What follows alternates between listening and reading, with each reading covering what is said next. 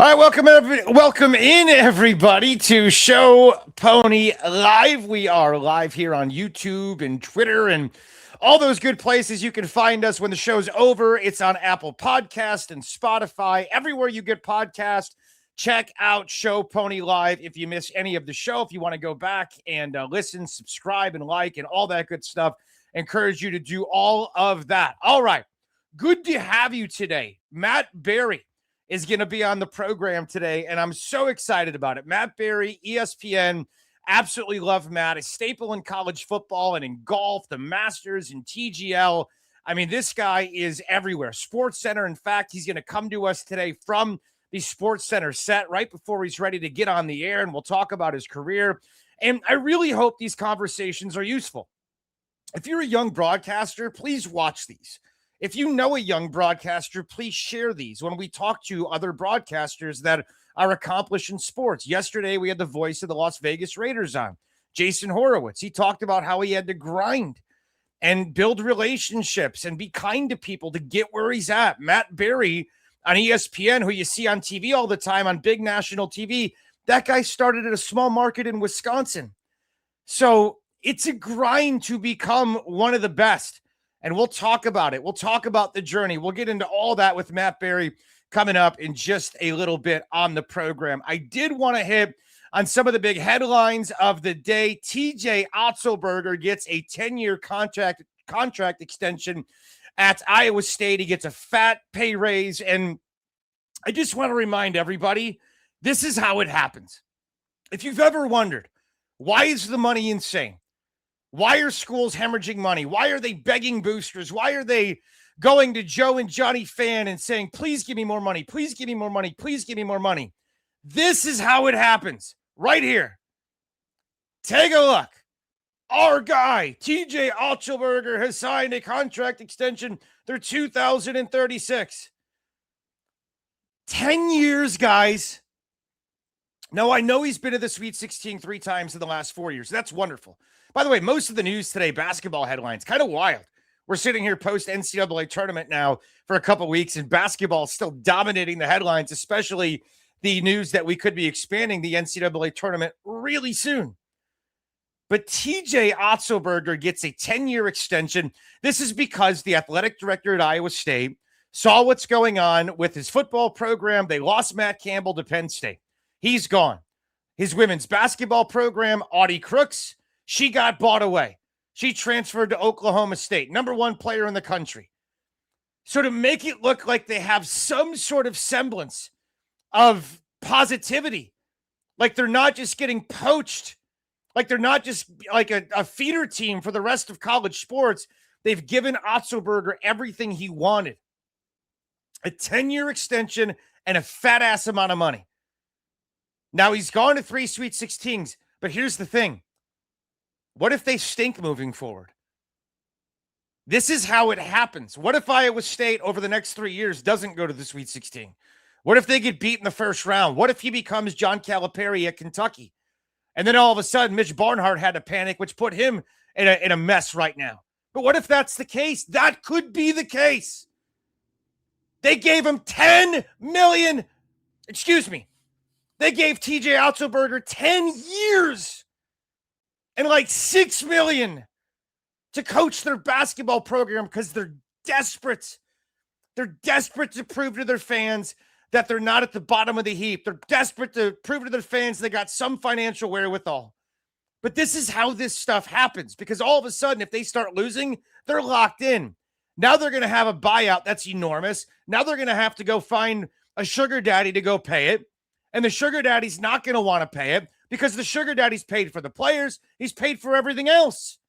It's non-sustainable. But this is how, if you wondered, why are coaches making so much money? Why does this happen?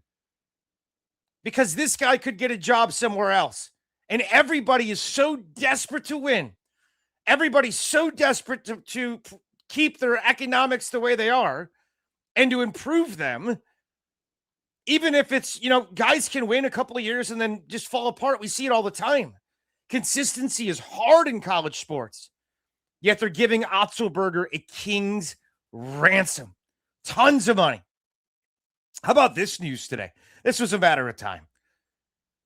Pete Thamel reporting Duke is entering a unique multi-year partnership with Amazon that includes broadcasting 3 marquee men's college basketball games next season. Also, key here, this marks Amazon's first foray into live collegiate programming. This was a matter of time. Of course, this was going to happen. This is why I think the Pac-12 was stupid. Not that it didn't benefit Washington and Oregon and UCLA and USC to go to the Big Ten. They're making great money. They're in the best league in the country right now. It's a dominant league, and they've certainly added value. But the Pac-12 did not have to die. Apple TV gave them a good deal that would have been allowed to grow. But they didn't see the forest through the trees, so they killed the greatest conference in Western history. The Conference of Champions just killed it. Took a butcher knife to it and slayed it. Die, Pac-12. Die. Because that's what happened. I know it's still back. They got a little logo. Oregon State and Washington State and all the Mountain West schools. Oh, how cool. We're the Pac-12. You're not. The Pac-12 is USC and Oregon and UCLA and Washington and all those other schools. Arizona State, Arizona. It ain't this. But good for Duke, and this is where we're going. Streaming is king. I hate it. I miss the days where everything was on cable. I could find anything I wanted to by clicking on my television. Easy peasy. Put on my cable box, and away I went. Paid a lot for it to get the premiums and all that, but nowadays, my gosh, there's Prime and Peacock and Netflix and Disney Plus and Hulu and all this crap. And it's impossible to find games. My God, you're flipping around. Where do I get this? Is it on Peacock? Is it on TV? But this is where we're at. This is the inventory. Live sports are king. It's how you kill people with ads. It's how you bombard them. It's how you get their attention. Live, real time, live sports. Everybody knows this. Guess who knows it now as well? Duke. And Amazon and John Shire. And now they are in business together. Pretty damn big deal, I would say. And for this is Netflix. We see Netflix's Major League Baseball opening day. If you don't think we're going to get more and more of this and regular television is dying, you're insane. This is just where we're at. All right. How about John Wall? This is pretty cool.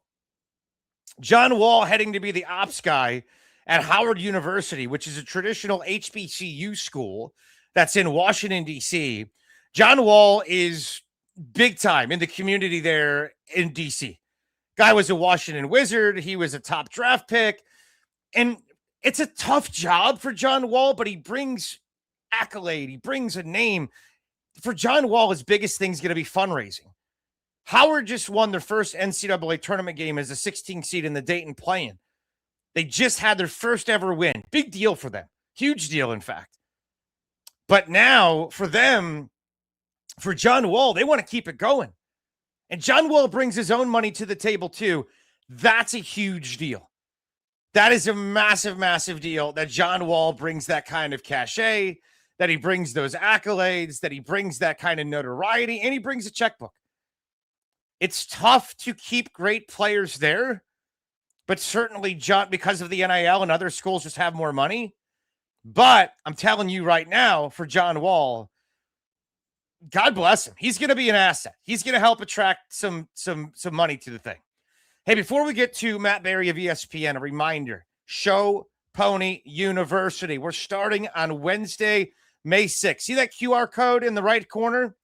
Just do the shot of that, screenshot that, scan that. You can sign up. It's a 4-week class. It's less than $100 a week. And we're going to teach you how to do this, how to host a podcast, how to do sports radio, how to be in the media. We're going to teach you how to organize a show, how to put together a topic tree, how to interview people. Watch my interview with Matt Barrie. If you like what you see, I can teach you how to do it. But sign up right now on the QR code right up there. Just go ahead and scan it, and that'll get you to showponymedia.com. Super duper easy to do exactly that. All right, my friends. Let's get to my buddy, Let's get to the guy, Matt Barrie. We're going to talk to him in just a little bit. Before we do that, though, we got a special public address announcement. Why? Why take a chance? Why risk a mistake? Why say something? We all have reasons why we choose to ignore the things that give us pause, that seem out of place, that don't feel right. The word why can either paralyze us or empower us to stand up and protect what we love. So if you see something, why do you say something? I see safe for my friends. I see say for their future. I see say for my entire school. I see say because if I don't, who will?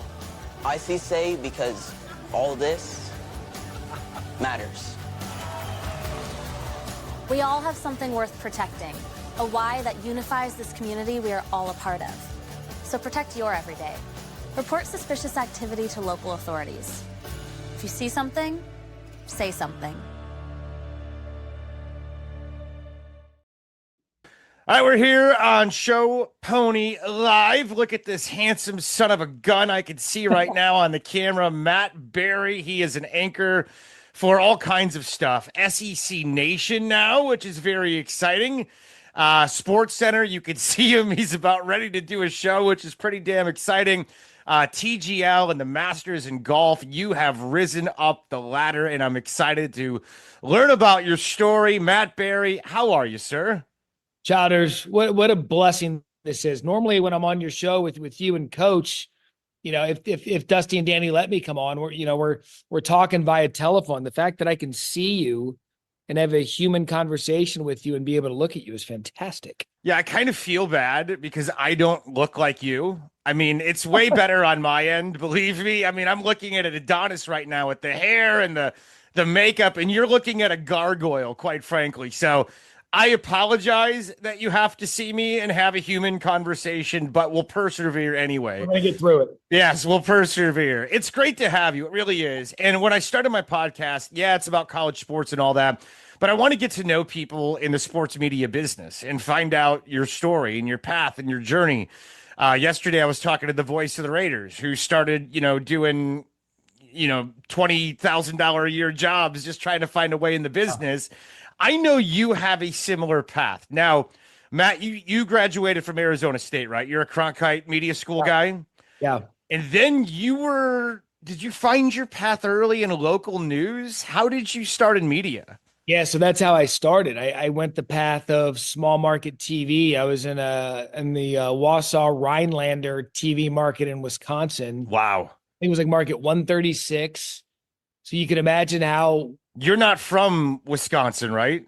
I was born and raised in Scottsdale, Arizona. So you had no appreciation for Wisconsin culture at all. Nothing. You can imagine how well that went. A desert kid. There we go. Let there be light. See, I even had studio lights turned on. You are hooking me up today, dude.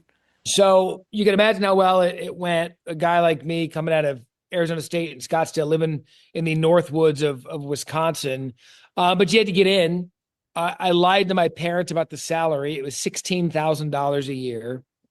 Because if I told them what I was making after they just got done paying for 4 years of college, they would have been like, what did we do that for?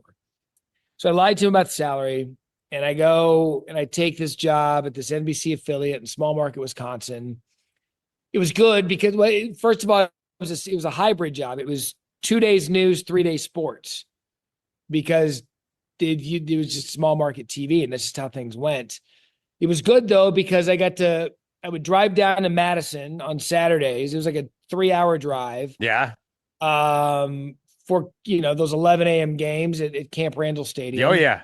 And then I'd get to drive to Green Bay on Sundays when Brett Favre and those guys were in their peak for the Packers. This was in 2001. Wow. So it was a great intro into the business. I didn't like it. I hated it. It snowed on Cinco de Mayo. And I'm like, what am I doing? I'm poor. I'm away from home. What am I doing? So I actually quit. I quit TV. Really? After that job, because it just chased me out. And I went and bartended in Newport Beach, California. Kind of did like an extended. So went from Wausau or whatever to Newport Beach. Okay, nice upgrade. Went and lived with a buddy of mine and his fiance at their house. bartended on the beach. And then at some point I was just like, I got to get back in. Like I got to get back into my career. And I started over in Lawton, Oklahoma, which is about an hour and 15 minutes from Norman, Oklahoma. Wow. And that's when Jason White won the Heisman and they went to back-to-back national championships. So it was a journey, man. It was something, but I wouldn't trade it for anything. So how the hell did you get to ESPN? I mean, if you're bouncing around small markets, there must have been somebody you knew, something happened, there was a moment, there was an interaction. What, like, I have told many people how I got my start in the business, and I was prepared and I was lucky. What was the breakthrough moment for you? Yeah. So, I did the Wisconsin job. I did Lawton, Oklahoma. Then my next gig, I was in Columbia, South Carolina for a little over 3 years. I was there when Steve Spurrier was the head coach at South Carolina. And from there, my big break was I got a job in Dallas at the NBC station in Dallas, which is Market 5. Yeah, it's huge. And so that was my big market break. And I traveled with the Cowboys. I was there when the Rangers went to back-to-back World Series. I was there when the Mavs won the championship. And I was 29 years old when I got that gig, because at that time I had a buddy that I worked with in a smaller market that worked at that station and hand delivered my reel to the news director. And so while I was in Dallas, it was 2011, I think, 2011 or 2012. There was this new network launching at ESPN called the Longhorn Network. Oh, you're a Longhorn Network guy. Well, they wanted to audition people in the state of Texas. Yeah. That had Texas ties. And so I came up here to Bristol and I auditioned, and the audition went great. But then the tenor of the audition changed, and I started meeting. I was, meeting with Longhorn Network executives, but then I started meeting with Bristol-based Sports Center executive, ESPN executives that weren't launching the Longhorn Network. And I was like, that's interesting. And we didn't hear back for a couple of weeks. And so I just didn't think I got the job. Anyway, 2.5 weeks, 3 weeks later, they called my agent at the time and said, hey, Matt, didn't get the Longhorn Network job. We'd actually like to offer him a job here in Bristol. And nice. So we got the offer in Bristol, and I was still under contract at my station in Dallas at the time. Comcast had just purchased NBC Universal. Mm-hmm. We were an owned and operated station by the network. Okay. So the owned and operated stations by the networks are New York, LA, Philly, Chicago, Dallas, San Francisco, and DC.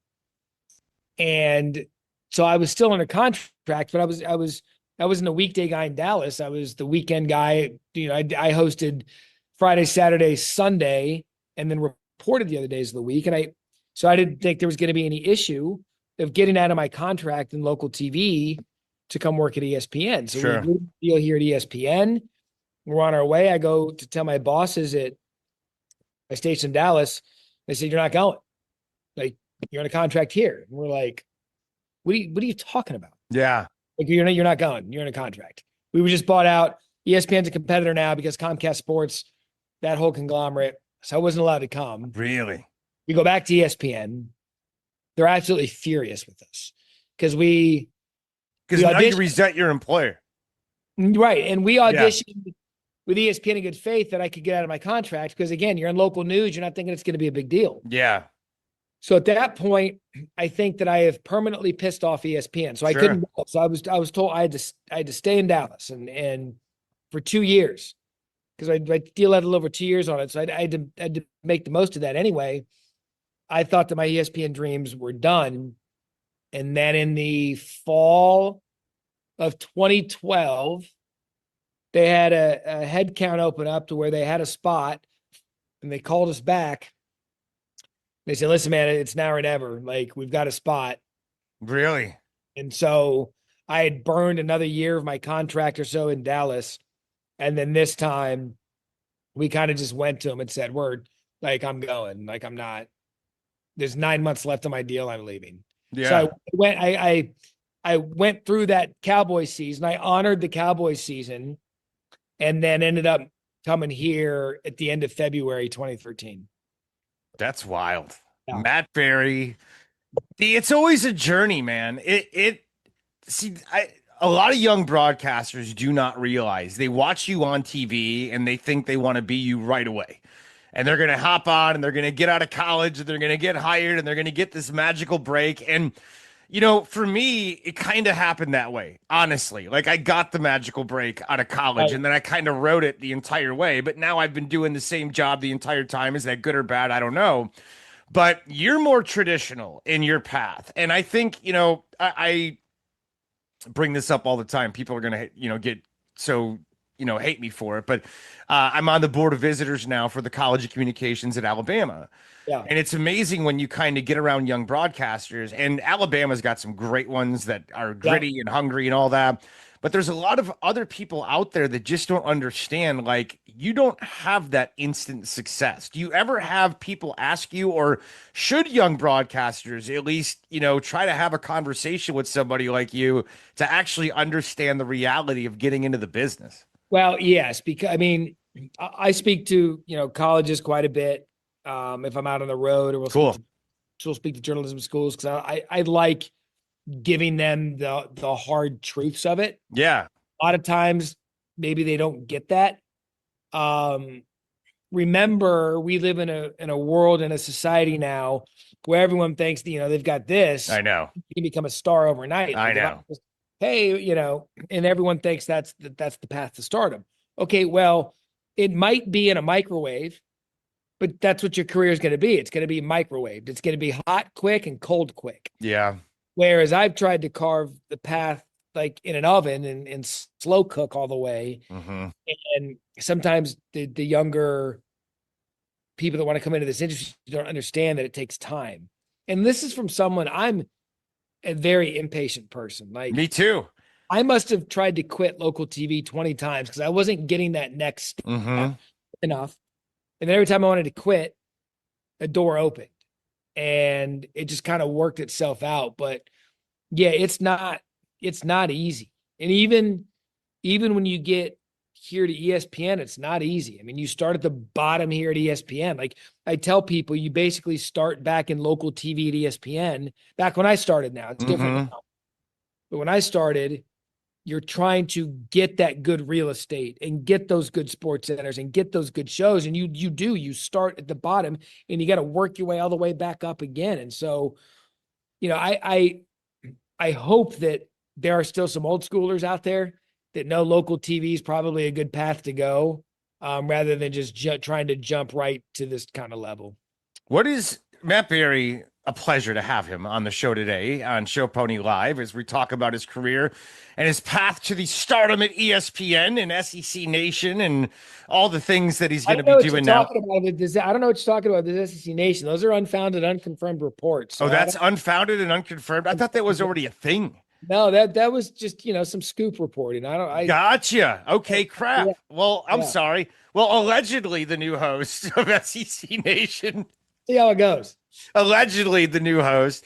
But he has a lot of other things that we know he does do, like the Masters and college football. I'll be heavily involved in college football. Yes, you'll be heavily involved in college football. So what was your pathway like to college football? Because now I feel like you are a mainstay in this world. So 2014, I was asked to do, was it 2013 or 2014?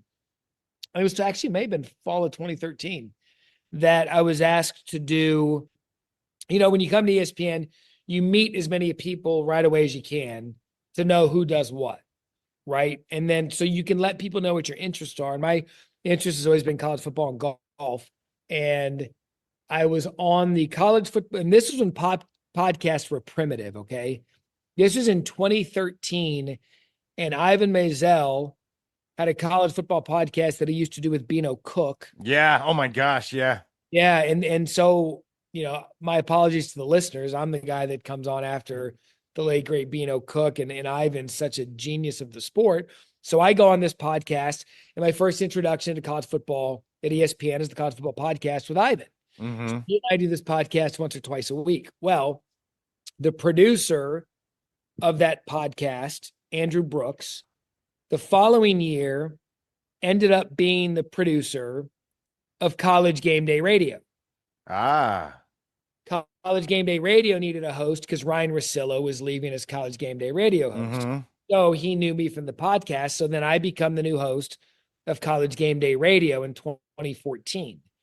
And that's a traveling show. There at the time, we're going all over the country. It's a 7-hour radio show. And I'm doing it with Brad Edwards and Trevor Maddich. And so I'm doing College Game Day Radio every Saturday. Well, that year, we are at Alabama, Mississippi State. And this is when Dan Mullen and Dak Prescott are number one in the country, taking on third-ranked Alabama. Mm-hmm. And College Game Day Radio was there. Well, at the time, we had just launched the Sports Center on the Road initiative under Mike McQuaid. And the weekend anchor at the time, who was paired with Sarah Walsh, had a pre-scheduled vacation that he couldn't get out of. So they needed a Sports Center anchor. Oh, really? To fill in for him. Well, Yeah. I was a Sports Center anchor, a new one, but I was a Sports Center anchor, and I was already there for College Game Day Radio that started. Mhm. So I could easily fill in. So I fill in with Sarah on this Friday and Saturday show leading into College Game Day. That's when that show launched. Yeah. That Sports Center in the Morning show launched that year. So I get to do this College Game Day Radio. I get this fill-in opportunity. And then the very next season, I was placed on that Sports Center full time. And so then I was going around the country, typically where College Game Day was, and doing these 7 to 9 a.m. Sports Center leading into game day. I remember. There were some weeks with SEC Nation. And so I got ingrained into the college football world here. And then in 2019, after doing that show leading into game day the whole time, 2019, the ESPN studio job came open, and it was just kind of a thing where I'd been, connected to college football for so long that was natural. That was the next step. Yeah.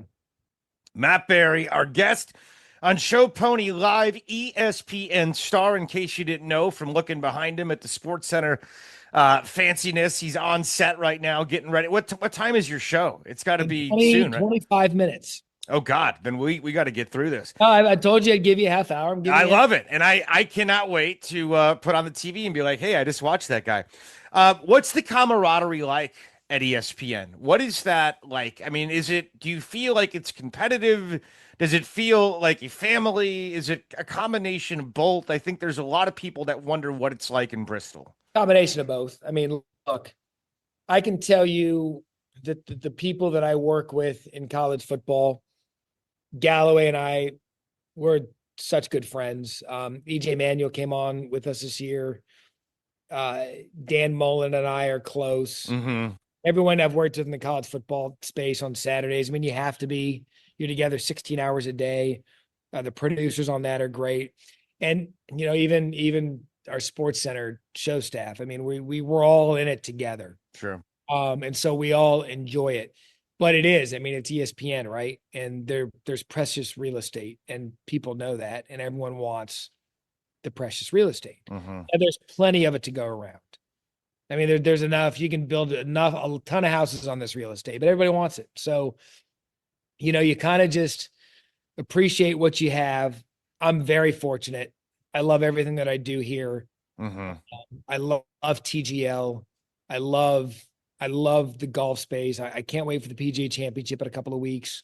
But it's like anything. It's like, I don't think ESPN would be as good as it is if there wasn't competition.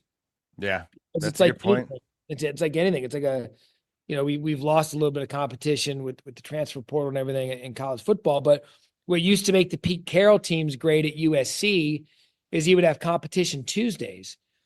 And he would have this roster filled with 5-star players beat the hell out of each other on Tuesdays to earn a right to play for one of the best dynasties we've ever seen in college football, because that was precious real estate. And so I think at the end of the day, competition makes everybody better.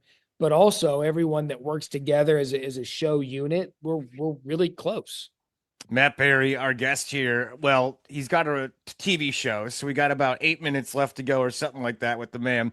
You mentioned auditioning back in the day. What does a TV audition look like for ESPN? Because I think a lot of people think of auditions like American Idol or an actress going to get a role or Broadway. What does it look like in sports media? So you're assigned the actual audition portion, because there's meetings all day. You're meeting with executives. You're going around the network, and the actual audition portion of the show, you get a producer when you get here. My producer was Rob Lemley, who actually just retired from ESPN. He's the best. My producer that day was Rob Lemley, and you get in there, and they basically give you the rundown of what your audition's going to be. You're going to do this highlight. You're going to do this highlight. You're going to then have an analyst. My analyst on set that day was Matt Millen. Nice. And so you basically do a mock 10-minute show, right? Okay. In that case, it was all Longhorn stuff because it was for Longhorn now. Yeah. And so it was, you do the whole audition. It's a 10-minute audition, and you're doing the show. And they then clip that off. There's people watching in the control room, like executives, and they send the audition around to certain people, and that's kind of how it goes. It's the most nerve-wracking thing. I bet. Because at the time when I did this audition, it was in a room we call screening. It's where everyone sits and edits all the highlights. It's basically it's the energy hub of ESPN. Mm-hmm. Time and screening, there was a set. So there's a set in this live screening room. So here I am, this guy trying to audition for a job, and there's people like behind me working. Mm-hmm. And I'm like nervous, and I'm like, well, hell with it. I don't care about them anymore because I want to get a job. And so that was the most nerve-wracking part. If it was in a contained studio like this, it wouldn't have been as nerve-wracking.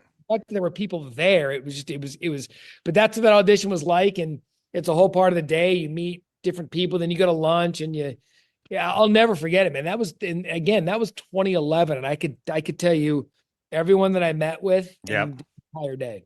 Probably scared, sweating. Am I being awkward? Am I saying the right things? I mean, it's incredible when you have to go through all that stuff. I know I only got a few minutes left to go, so let's get into the golf. You do the TGL, which is cool because it's a digital form of golf that is blown up. It's like you're broadcasting a video game, and they've made incredible ways to make it palatable to TV. Plus, you did the Masters again, which is incredible. Let's start with the Masters so I don't run out of time there. Does it feel like a different event when you're there? Like, is the whole broadcast event got a different vibe to it? Yeah, I mean, this is my 13th year there, and it's new every time to me. Really? I just love it. There's just something special about it. I hold it in such high regard. I think it's 1 and 1A, the favorite things that I do. Mm-hmm. Because I love sports and sports history. It's the only thing in sports. Maybe Wimbledon's probably close to it.